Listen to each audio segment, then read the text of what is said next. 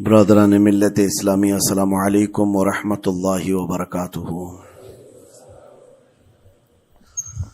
الحمد للہ وکفا وسلام علی حبیبہ المصطفى، اما بعد فاعوذ باللہ من الشیطان الرجیم، بسم اللہ الرحمن الرحیم۔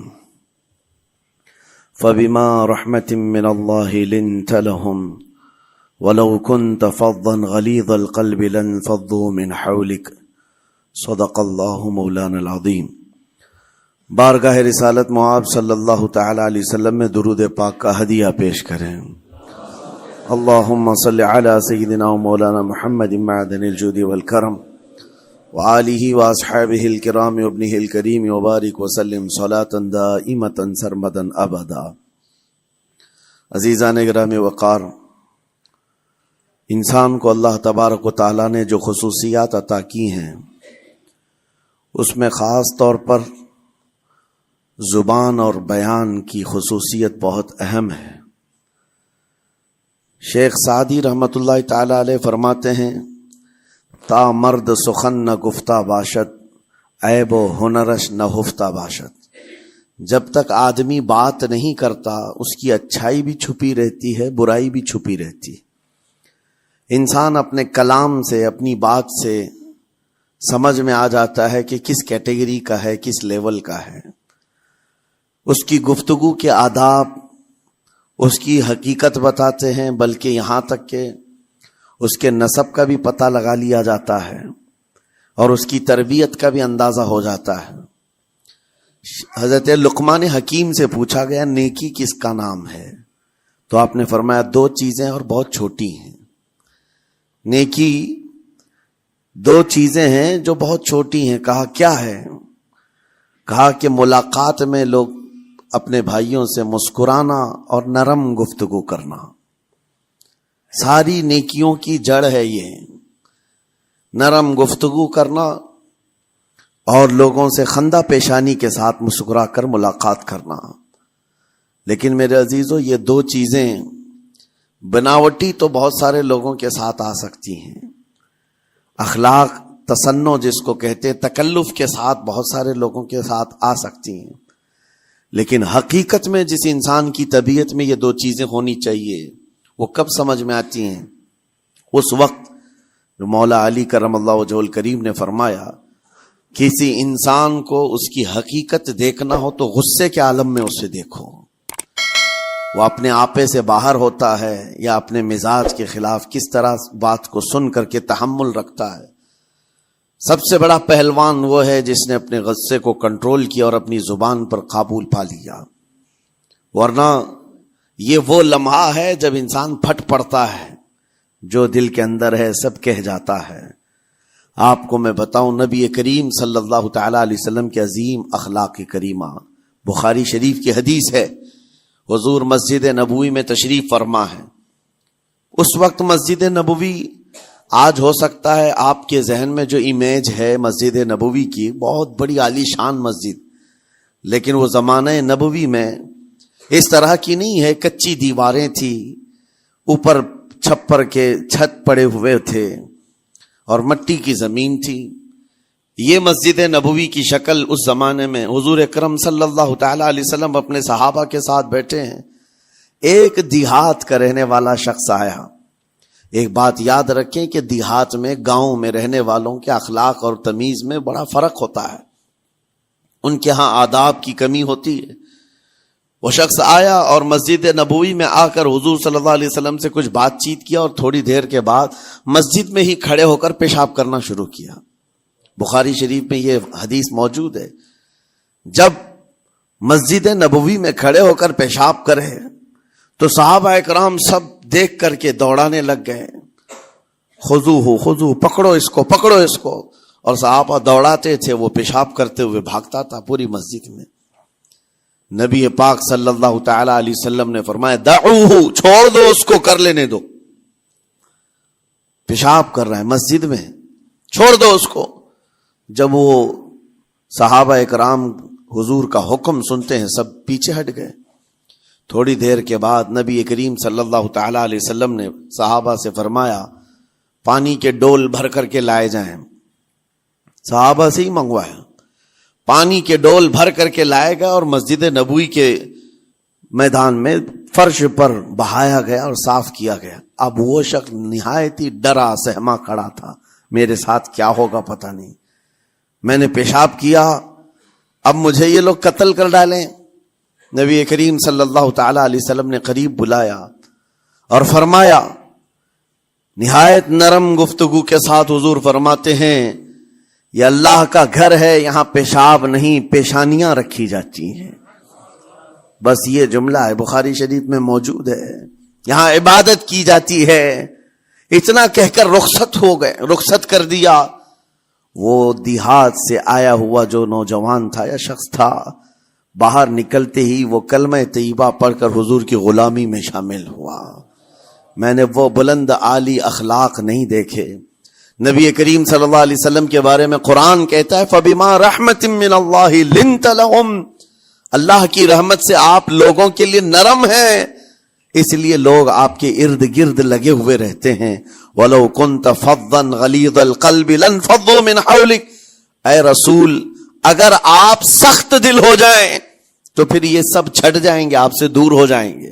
اس رسول کے لیے جب کہا گیا ہے کہ اگر آپ سخت ہو جائیں تو لوگ چھوڑ کر کے دور ہو جائیں گے, تو ہمارے اور آپ کے لیے کس قدر لہجے کی پابندی ضروری ہے. ہاں عزیزان گرام وقار, اپنی گفتگو, اپنے کلام, اپنی بات چیت سے آپ اپنے سلیقے بتاتے ہیں. گالی گلوچ کرتے ہوئے جن کی صبح شامیں ہوتی ہیں, ان کو دیکھ کر کے ہی پہچان میں آ جاتا ہے کس گھر سے یہ تعلق رکھتا ہے, کہاں ان کی تربیت ہوئی ہے, کس طرح ان کے آداب سکھائے گئے. اسی لیے میرے عزیزوں, بچوں کو آوارہ بھی نہ چھوڑ دینا کہ وہ اپنی زبان گلی کوچوں سے سیکھ کر کے جائیں.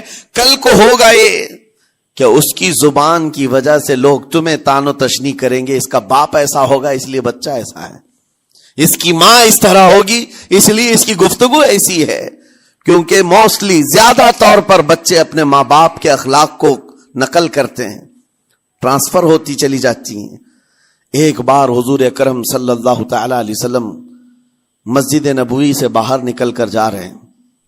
توجہ میرے عزیزو, اخلاق کہاں دکھانے چاہیے اور ہماری بات چیت کے انداز ہمیں کہاں ہونا چاہیے, میں آپ کو بتاؤں. حضور تشریف لے کر جا رہے ہیں, صحابہ اکرام کھڑے تھے حضور کے اطراف. مدینہ طیبہ کی ایک بوڑھی خاتون جس کا ذہنی توازن کھویا ہوا ہے, یعنی وہ دماغی طور پر ڈسیبل ہے, اور وہ آئی جا رہی تھی. لوگ جب بھی اس کو دیکھتے راستہ کاٹ لیتے, وہ جس کو بھی پکڑتی تھی سنانا شروع کرتی تھی, جو منہ میں آئے بکنے لگ جائے, اور لوگوں کو تنگی محسوس ہونے لگتی. صحابہ نے دیکھا کہ یہ عورت آ رہی ہے, حضور کی طرف آ رہی ہے. سب نے حضور صلی اللہ علیہ وسلم کو گھیر لیا, اس کا راستہ روکنے کے لیے. اب آئے گی اور نبی کریم صلی اللہ علیہ وسلم کے پاس اگر زبان درازی کرنے لگ جائے, پاگل عورت ہے, اور بک بک کرنے لگ جائے, حضور پاک صلی اللہ علیہ وسلم کے ادب میں کہیں کمی نہ آ جائے. صحابہ کا یہ ہمیشہ اہتمام رہتا. حضور اکرم صلی اللہ علیہ وسلم نے دیکھا تو صحابہ سے کہا, ہٹ جاؤ, اس کو آنے دو, ہٹ جاؤ, اس کا راستہ چھوڑ دو. صحابہ نے کہا, یا رسول اللہ صلی اللہ علیہ وسلم, اس کا ذہنی توازن ٹھیک نہیں ہے, دماغی طور پر وہ عورت ٹھیک نہیں ہے. وہ آئے گی اور لمبی باتیں کرتی ہے, لا یعنی باتیں کرتی ہے, کہیں آپ کی شان پاک میں کوئی گستاخی نہ ہو جائے. صحابہ روک رہے تھے. حضور پاک صلی اللہ علیہ وسلم نے سختی سے فرمایا, ارشاد فرمایا, ہٹ جاؤ, اس کا راستہ چھوڑ دو. مجھے پتا ہے پورے مدینے میں اس کی کوئی نہیں سنتا, میں بھی نہ سنوں تو کس کو سنائے گی, اگر میں بھی نہ سنوں تو وہ کس کو سنائے گی.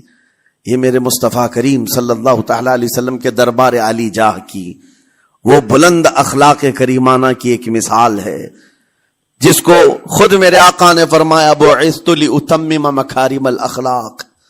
عزیزان گرام وقار, لوگوں کے آج حالات ایسے ہیں کہ اچھے لوگوں کے ساتھ اخلاق الگ دکھائے جاتے ہیں, چھوٹے لوگوں کے ساتھ اخلاق الگ دکھائے جاتے ہیں. سٹیٹس کا آدمی ہو تو اس کے ساتھ ملنے کے طریقے الگ ہیں, اور غریب کوئی آ جائے، فقیر کوئی آ جائے تو اس سے ملنے کا انداز الگ ہو جائے. یہ نہ ہو، یہ ہم سب کے لیے نصیحت ہے. اسی ممبئی کی سرزمین پر میں آپ کو بتاؤں، ایک ماہم شریف میں بزرگ حاجی صاحب ہوا کرتے تھے، آج سے تقریباً 10-12 سال پہلے کی.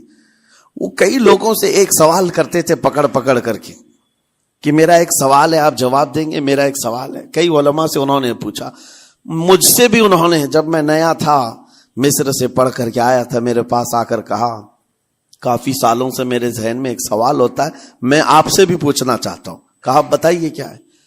کہا میں حضور سرکار مجاہد ملت رحمت اللہ علیہ کا مرید ہوں. علامہ حبیب الرحمان مجاہد ملت، رئیس اعظم اڑیسہ، جن کے خدمات جلیلہ آج ہو سکتا ہے نئی جنریشن کو نہ معلوم ہو، ان کا لقب ہے مجاہد ملت، جنہوں نے سنیت کی بقا کے لیے اپنا تن من دھن سب قربان کیا تھا. وہ مجاہد ملت عظیم بزرگ ولی کامل ہے. فرما یہ حاجی صاحب کہتے ہیں کہ میں ایک نارمل آدمی تھا، کڑیا تھا، یعنی گھر بنانے کا کام کرتا تھا. جب وہ ممبئی تشریف لاتے تو دوڑ کر کے ہر جگہ سے لوگ ملنے آتے، میں بھی گیا تھا. اور اس وقت میں جوان تھا. حضور مجاہد ملت رحمت اللہ علیہ کی بات وہ بتا رہے ہیں کہ لوگ لائن لگا کر کے مصافحہ کر رہے تھے، مل رہے تھے. جب مل رہے تھے تو پھر میرا نمبر آیا، میں ملنے کے لیے گیا. بزرگوں کے سب ہاتھ چومتے ہیں، یہ ہمارے سنیوں کے طور طریقے ہیں. ادب، علماء ذوی الاحترام کے ہاتھوں کا بوسہ لینا یہ مستحسن ہے، یہ ہمارے آداب میں سے، معمولات اہل سنت میں سے. تو جب سب لوگ ان کے دست بوسی کر رہے تھے، ہاتھ چوم رہے تھے، میں بھی قریب گیا. اور جب میرا نمبر آیا، میں ہاتھ چومنے کے لیے گیا تو انہوں نے میرا ہاتھ لے کر خود ہی چوم لیا. وہ بزرگ عالی جاہ ولی کامل جن کو دنیا مجاہد ملت کہتی ہے، میرا ہاتھ انہوں نے چوم لیا. اور میرے اندر ایسی پشیمانی تھی کہ میں کیا کروں، سمجھ میں نہیں آیا. میں ایک معمولی سا کڑیا، اور کہاں ان کا مقام، کہاں میرا. تو اس کے بعد وہ اس بے چینی میں رہتے تھے کہ ایسا کیوں کیا، ایسا کیوں کیا، کیونکہ پوچھنے کا موقع ہی نہیں ملا. ایک بزرگ تھے، انہی کے خلیفہ تھے حضور مجاہد ملت کے، انہوں نے اس کا جواب دیا. میرے عزیزوں کیا بہترین جواب تھا. حضرت مجاہد ملت رحمت اللہ تعالی علیہ یہ چاہتے تھے کہ ہزاروں لوگ ہماری تعظیم کرتے ہیں تو کہیں ہمارے دماغ میں بادشاہت کا خیال نہ آئے، ہم غریب اور فقیر کا ہاتھ چوم کر اپنے نفس کی مخالفت بھی کرتے ہیں. اخلاق کریمانہ دکھانے کے لیے اسٹیٹس والوں کے ساتھ ہی نہیں، غربا فقراء کے ساتھ بھی وہ اخلاق ہوں. نبی کریم صلی اللہ تعالی علیہ وسلم کے وہ آداب آج اگر آپ اپنا لیں، بہت ساری کڑوی چیزیں ویسی ختم ہو جائیں. آج ممبئی کی سرزمین پر سب سے بڑا یہ چیلنج ہے بات کرنے میں. نوجوانوں کے تو آج پارے چڑھے ہوئے ہوتے ہیں، ان سے کوئی بھی بات کر لے، جس تیور میں یہ بات کرتے ہیں ایسا لگتا ہے کہ ابھی لڑائی ہو جائے گی، ابھی جھگڑا ہو جائے گا. اس کی عادت سی بن گئی ہے. آپ کو پتا ہے فرمایا گیا، عربی کا قول ہے، جراحت السنان لها التیام ولا یلتام ما جرح اللسان. تلوار سے، چاقو سے دیا ہوا زخم سوکھ سکتا ہے، زبان سے دیا ہوا زخم کبھی نہیں سوکھتا. زبان سے دیا ہوا زخم نہیں سوکھتا. بولنے سے پہلے 1000 بار اس بات کو خیال ہونا چاہیے کہ میں جس کو بول رہا ہوں کہیں اس کا دل چھلنی تو نہیں ہو جائے. میری زبان یہ ہوتی 50 گرام کی چھوٹی زبان ہے، لیکن بڑے بڑے لوگوں کے کلیجے چیر کر رکھتی ہے، بڑے بڑے لوگوں کے دلوں میں سوراخ کر کے رکھتی ہے، زخمی کر کے رکھتی ہے اس کا استعمال.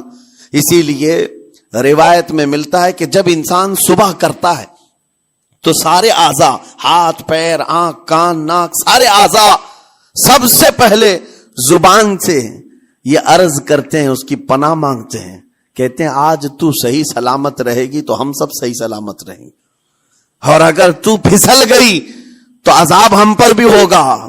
زبان بولتی ہے، مار کسی اور کو پڑتی ہے، کوئی زبان کو مارتا نہیں ہے. گالی زبان دیتی ہے لیکن مار کبھی پیٹھ پہ پڑتی ہے، سر پہ پڑتی ہے، ہر جگہ پڑتی ہے. تو یہ زبان نبی کریم صلی اللہ تعالی علیہ وسلم نے ارشاد فرمایا من یضمن لی ما بین لحیتیہ وما بین، حضور پاک صلی اللہ تعالی علیہ وسلم فرماتے ہیں جس نے دو چیزوں کی ضمانت مجھے دے دی، حفاظت کی، میں اسے اضمن لہ الجنہ، میں اس کو جنت میں لے جانے کی ضمانت دیتا ہوں۔ دو چیزیں کیا ہیں؟ حضور فرماتے ہیں ایک دو جبڑوں کے بیچ میں جو موجود زبان ہے اس کی حفاظت کر لے، اور دو رانوں کے بیچ میں جو شرمگاہ اس کی حفاظت کر لے، یہ دو چیزیں جس نے بچا لیا میں اس کو جنت میں لے جانے کی ذمہ داری دیتا ہوں، ضمانت دیتا ہوں۔ اس کا کتنا بڑا کردار ہے، یہ زبان کا کتنا بڑا کردار ہے۔ اور حضور نے ایک بار پکڑ کر کے فرمایا تھا، زبان کو پکڑ کر کے کہا تھا یہ وہ زبان ہے جو انسان کو جنت میں بھی لے جاتی ہے اور دوزخ میں بھی لے جاتی۔ کلمہ کس سے پڑھتے ہیں آپ؟ لا الہ الا اللہ، زبان ہی سے تو پڑھتے ہیں، اسی کلمے نے آپ کو جنت تک پہنچایا۔ اور کافر جو کفر کرتا ہے وہ بھی زبان سے ہی کرتا ہے، اور زبان اسے ہمیشہ کی دوزخ میں لے جاتی ہے۔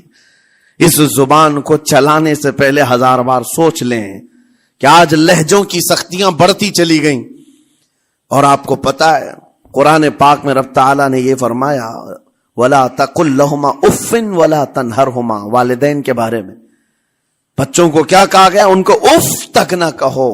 لیکن زبان جب کھلتی ہے نا، ماں باپ کے خلاف نوجوانوں کو ہم نے دیکھا ہے گالی گلوچ کرتے ہوئے اور اتنی بری باتیں کہتے ہوئے، معاذ اللہ۔ عزیزان گرام وقار، حضور نے تو یہ فرمایا جس نے پلٹ کر کے اپنے ماں اور باپ کو سخت لہجے میں بات کیا یا ان کی نافرمانی کی، حضور فرماتے میرا دل چاہتا ہے کہ اس کے گھر کو آگ لگا دوں، آگ لگا دوں۔ اس لیے اس بات کو ہمیشہ یاد رکھیں، تمہارے لہجے کی سختیاں کسی کو زخمی کر دیں تو آخرت خراب ہو جائے گی، آخرت خراب ہو جائے گی۔ حضرت علقمہ رضی اللہ تعالیٰ عنہ حضور کے صحابی ہیں، حضور صلی اللہ علیہ وسلم کے صحابی ہیں، آخری وقت آ گیا تھا لیکن زبان نہیں کھلتی تھی۔ ان حضور پاک صلی اللہ علیہ وسلم کے پاس سفارش لائی گئی کہ آپ کے وہ ساتھی ہیں انتقال کر رہے ہیں لیکن زبان پر کلمہ بھی نہیں آتا۔ حضور تشریف لائے، دیکھا، پوچھا گھر میں ان کے کون کون ہے؟ کہا بیوی ہے اور ماں ہے۔ ماں کو بلایا اور کہا علقمہ کے بارے میں کیا کہتی ہو، کیسا تھا؟ کہا بہت اچھا، پرہیزگار، عبادت گزار، ساری نیکوکاریاں اس کے اندر ہیں۔ تو پھر حضور نے پوچھا اچھا یہ بہت نیک تھا، تم بھی اس سے راضی ہو کہ نہیں ہو؟ ماں نے کہا میں نہیں راضی ہوں، میں راضی نہیں ہوں۔ کہا کیوں، وجہ کیا ہے؟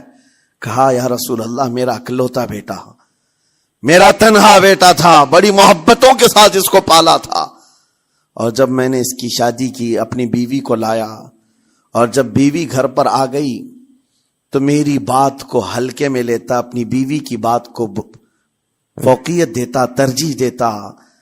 اور اس وقت غالباً یہ باتیں تھی کہ زبان سے کوئی کلمہ ان کے نکلا ہوگا جو بیوی کی حمایت میں تھی، ماں کو تکلیف پہنچ گئی۔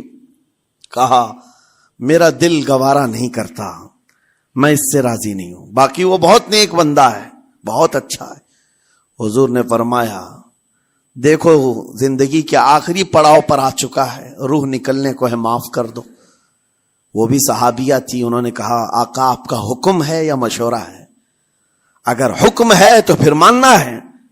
حضور نے فرمایا نہیں، حکم نہیں، مشورہ ہے۔ کہا مشورہ ہے تو پھر دل نہیں چاہتا، دل نہیں چاہتا۔ حضور نے فرمایا صحابہ سے کہ لکڑیاں جمع کرو، آگ لگاؤ اور انہیں اٹھاؤ، آگ میں ڈال دو۔ آگ دہکائی گئی تو ماں کی ظاہر سی بات ہے ممتا بے چین ہو گئی۔ کہا ان کو میرے سامنے آگ میں ڈالیں گے؟ کہا ہاں، اس سے بہتر ہے کہ وہاں جلے گا، یہاں جلے۔ وہ ماں کہتی آقا آپ گواہ ہو جائیں، میں اپنے بیٹے کو معاف کرتی ہوں۔ ادھر معاف کیا، ان کی زبان پر کلمہ طیبہ جاری ہوا۔ میرے عزیزو یہ بتانا مقصود اس لیے ہے کہ زبان سے دیے ہوئے زخم خواہ والدین کو ہو، یہ معمولی نہیں ہوتے۔ ہو سکتا ہے آخری وقت تمہاری زبان بند ہو جائے اور کلمہ طیبہ بھی نہ جاری ہو، زبان کھلنے بھی نہ لگے، یہ حالات آ جائیں گے۔ اس لیے اپنی زبان کا کنٹرول برقرار رکھو، کس سے کیا کہنا ہے۔ ابھی میں اس کا دوسرا پارٹ بھی بتاتا ہوں زبان کے استعمال کا۔ یہ نرمی لہجے کے اندر ہونا بہت ضروری ہے، لیکن کچھ جگہوں پر سختی کی اجازت ہے، لیکن وہ مقامات الگ ہیں۔ نرم لہجہ حضور پاک صلی اللہ تعالی علیہ وسلم کے فرامین میں سے ہے۔ ایک بات بڑی بغداد مقدسہ میں نے ایک ولی پاک کی زیارت کی، ان کے آستانے پر بھی میں ابھی بیان کیا تھا۔ حضرت بہلول دانا مجذوب بزرگ تھے، اور بغداد کی گلیوں میں کہیں پر بھی بیٹھ جاتے تھے، اور جو جانکار تھے وہ سمجھتے تھے کہ اللہ والا بندہ ہے۔ مجذوب کس کو کہتے ہیں؟ جس کی یاد الہی میں عقل فنا ہو گئی، ختم ہو گئی، اللہ کے ذکر میں اور اللہ کی یاد میں اپنے آپ کو فنا کر دیا ہے، اس کے اوپر شریعت کا قلم نہیں۔ ظاہر سی بات ہے شریعت کے سارے احکام اس پر ہیں جس کی عقل سلامت ہے۔ عاقل ہو، بالغ ہو تو نماز فرض ہے نا، عقل ہی نہیں ہے تو وہ مجذوب ان اولیاء کو کہتے ہیں۔ لیکن ان کے بارے میں حدیث میں ہے، اللہ کے نبی نے فرمایا وہ ایسے بندے ہیں کہ اگر اللہ کو قسم دے دیں کسی بات کی، اللہ ان کی قسم پوری کرتا ہے۔ وہ بہلول دانا بیٹھے ہوئے تھے، بغداد کا ایک مشہور تاجر تھا، لیکن خستہ حال تھا، بہت نقصان اٹھا چکا تھا، خسارے میں چل رہا تھا، بزنس پورا لاس میں، اور وہ پریشان حال بہلول دانا کے پاس آیا، گڑ گڑایا، کہا کہ حضور مجھے بچا لیں، رحم کر لیں، میں تاجر ہوں، لٹ گیا ہوں، لاس میں ہوں، کچھ آپ فرما دیں، میں کیسے اس بھور سے نکلوں؟ بہلول دانا نے دیکھا، کہا ٹھیک ہے، کچھ پیسے بچے ہیں؟ کہا ہاں ہے، وہ بس اتنا سرمایہ ہے کہ مال لیتا ہوں پھر بیچ دیتا ہوں، نفع نہیں ہوتا۔ بہلول دانا نے کہا ایک کام کر، کالا کپڑا جتنا ملتا ہے سب خرید لے، پورے شہر سے کالا کپڑا جہاں جہاں مل جائے سب لے کر اسٹاک کر لے۔ کہا جی حضور آپ نے جیسا فرمایا۔ گیا، جتنا سرمایہ تھا سب لگا دیا، کالا کپڑا خرید کر ایک جگہ اسٹاک کر دیا۔ اللہ والے کا حکم تھا، لیکن ہوا یہ کہ بغداد کا معمول تھا، 8 دن گزرے نہیں تھے کہ وہاں وقت کے حاکم کا انتقال ہوا، اور جب حاکم کا انتقال ہوتا تو شہر کے جتنے بڑے لوگ ہوتے، رئیس لوگ، وہ اس کے سوگ میں، اس کے غم میں کالا کپڑا پہنتے تھے، اور کالا کپڑا سوائے اس تاجر کے کسی کے پاس نہیں تھا، اور سارے بڑے لوگ پیسوں سے اس کے پاس کالا کپڑا خریدنے آئے، یہ منہ بولے قیمت پر، جیسے تیسے جتنی قیمت پر بولے سب خرید کر لے جاتے، اور پل بھر میں ایک دن کے اندر وہ بہت بڑا کروڑ پتی بن گئے، بہت مال آ گیا۔ یہ بات یاد رکھیں، اللہ مال دیتا ہے، اس کے بعد پھر آزمائش بھی ہوتی ہے۔ مال اتنا آ گیا، اب لے کر کے مستیاں تھیں، چند دن گزرے، ظاہر سی بات ہے مال کو بڑھانے کی تمنا ہر ایک کی ہوتی ہے، کوئی یہاں پر اینڈ کرنے والا نہیں ہے دنیا میں، چاہے اس کا بزنس اربوں پر بھی پہنچ جائے، اسے آگے پہنچنا ہے۔ چند دن گزرے تھے، 8-10 دن، پھر آیا حضرت بہلول دانا کو ڈھونڈتے ہوئے، ایک جگہ میدان میں یہ مجذوب بزرگ بیٹھے مل گئے، آیا اور کہا او دیوانے بتا اب کیا خریدوں؟ پیسہ بہت ہے ابھی میرے پاس، بتا دیوانے اب کیا خریدوں؟ انہوں نے دیکھا، کہا کہ لہجہ تو بدلا ہوا ہے، پیسہ بہت زیادہ تھا۔ کہا کہ ٹھیک ہے کوئی بات نہیں، اللہ والوں کو ان سب چیزوں سے کوئی لینا دینا نہیں۔ آپ نے کہا مال جتنا ہے تیرے پاس سب لے کر کے خربوز خرید لے، تربوز خرید لے، جس کو کلنگڑ کہتے ہیں، تربوز پورے خرید لے۔ اس نے کروڑوں کی جائیداد پورے تربوزوں میں لگا تھی، سب تربوز خرید کر سٹاک کر دیا ایک جگہ، اور اس کے گمان میں یہی تھا کہ چند دن گزریں گے، کوئی ایسا ہی حادثہ ہوگا جب تربوز منہ مانگی قیمت پہ لوگ خریدیں گے اور میں بیچوں گا۔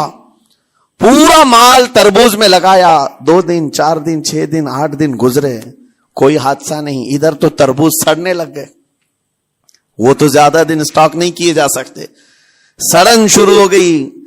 پھر تھوڑے دنوں کے بعد پورے کے پورے سڑ گئے، کروڑوں کا مال تربوز میں سڑ کے چلا گیا۔ وہ کچھ بھی نہیں سکا، کچھ نہیں کر سکا، واپس چیختا چلاتا اسی حالت میں آیا، پہلے سے بھی زیادہ بدتر حالت میں آ گیا ہوں۔ دوڑتے ہوئے آیا، حضرت بہلول دانا کو ڈھونڈتے ہوئے، کہاں ہیں؟ وہ اسی جگہ بیٹھے ہوئے مٹی میں بیٹھے رہتے تھے۔ قریب آیا اور کہنے لگا کہ آپ نے میرے ساتھ ایسا کیوں کیا بہلول؟ بہلول دانا نے کہا کیا ہوا؟ کہا میں تو لٹ گیا، تربوز میں پیسے لگائے آپ کی وجہ سے اور پورے سڑ گئے۔ بہلول دانا نے کہا میں نے تو کچھ نہیں کیا، پہلے تو تجھے نفع ملا تھا وہ تیرے لہجے کی وجہ سے، اب خسارہ ہوا ہے تیرے لہجے کی وجہ سے۔ پہلے جو آیا تھا بات کرنے کے لیے اس وقت تیری تمیز الگ تھی، تیری تہذیب الگ تھی، اخلاق الگ تھی، گڑ گڑا کر کہا تھا کہ میں لٹ گیا ہوں آپ رحم کر دیں۔ دوسری بار آ کر کے کیا کہا؟ او دیوانے بتا کیا خریدوں؟ لہجہ بدل گیا تو پوری حیثیت بدل گئی۔ زبان ہماری اونچائی پر بھی لے جاتی ہے اور نیچے بھی لے آتی ہے۔ اس بات کو ہمیشہ ملحوظ رکھیں کہ اس زبان سے بہت سارے لوگ نفع بھی اٹھاتے ہیں، بہت سارے لوگوں کو نقصان بھی ہوتا ہے۔ لیکن ساتھ میں یہ بات بھی عرض کروں، نرم گفتگو کرنے کا عادی ہر ایک کو ہونا چاہیے، نرم گفتگو کرنے کا عادی ہر ایک کو ہونا چاہیے، اس کی نیکیوں کی علامت ہے، اس کے اخلاق کی علامت ہے۔ لیکن ساتھ میں امام شافعی رحمت اللہ تعالی علیہ نے یہ بھی فرمایا، چاہے جتنی بھی نرم طبیعت ہو انسان کی، اللہ اور اس کے رسول کے لیے غیرت ہونی چاہیے۔ اللہ اس کے رسول کے خلاف بات سنے تو پھر نرم لہجے کا استعمال نہ کرے، پھر وہ بزدلی کہلائے گی، وہ بزدلی کہلائے گی۔ آج میں ایک بات یہ بھی بتا دوں، بہت سارے لوگ یہ سمجھتے بھی ہیں۔ ابھی چند دن قبل میں ماررہ متحرہ میں بیان کیا اخلاق کے اولیاء اکرام کے مذہب و مسلک پر، اور پچھلے 15 سالوں سے میں نے بہت سارے خطابات کیے ہیں اخلاق پر، معاشرے کی برائیوں پر، لیکن ابھی چونکہ چند دنوں میں جلسے پروگرام بہت سارے ہو گئے اور عظمت ناموں سے رسالت پر زیادہ گفتگو ہونے لگی تو لوگوں میں ایک امیج الگ بیٹھی ہوئی ہے۔ اور ابھی ہم نے اخلاق حسنہ پر گفتگو کیا کی 8 دن پہلے ایک بزرگ نے مجھ سے پوچھا ایسی بھی تقریر کرتے ہیں آپ ایسی بھی تقریر کرتے ہیں، یعنی نرم گفتگو بھی کرتے ہیں؟ مطلب یہ ہے کہ ہماری امیج ایسی بنا کر رکھیں کہ ہم ہر وقت چلاتے ہی رہتے ہیں، ہر وقت للکارتے ہی رہتے ہیں۔ میرے عزیزوں میں یہاں پیغام دینا چاہتا ہوں، ہم قرآن کے اس آیت پر عمل کرنا چاہتے ہیں جو مولا نے فرمایا اشداء علی الکفار رحماء بینہم، مومنین کی شان ہے، صحابہ کی شان ہے، وہ کافروں پر سخت ہوا کرتے ہیں اور مومنوں کے لیے نرم دل ہوا کرتے ہیں۔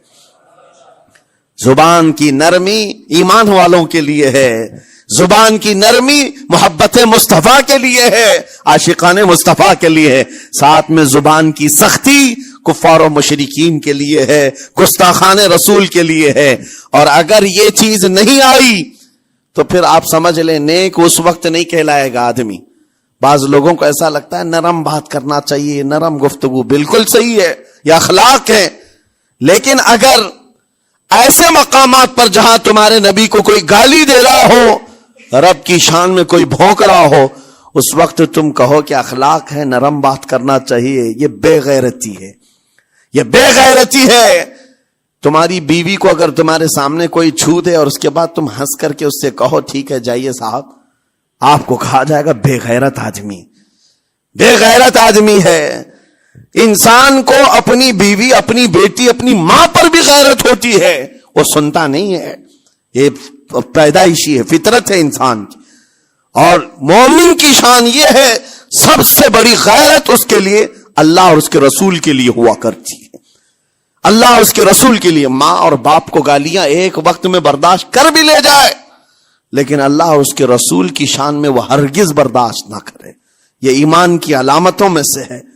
بہرحال میں نے زبان کے دونوں استعمال آپ کو بتائے، سخت لہجے بھی ہیں، نرم لہجے بھی ہیں، لیکن جب آپ کا پالا کسی گستاخ سے نہ پڑے تو ہمیشہ نرم گفتگو کرنے کے عادی بنے۔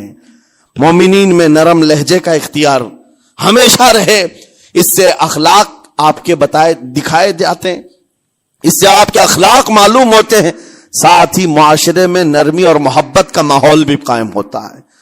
ڈانٹنے کے طریقے بھی میں آپ کو بتاؤں، میرے والد اگرامی فرمایا کرتے تھے، حضور حافظ ملت رحمت اللہ علیہ جو الجامعۃ الاشرفیہ مبارک پور کے بانی ہیں اور بڑے محدث، جنہوں نے ایک نہیں ہزاروں عالم پیدا کیے. اس ہندوستان کی بات کر رہا ہوں.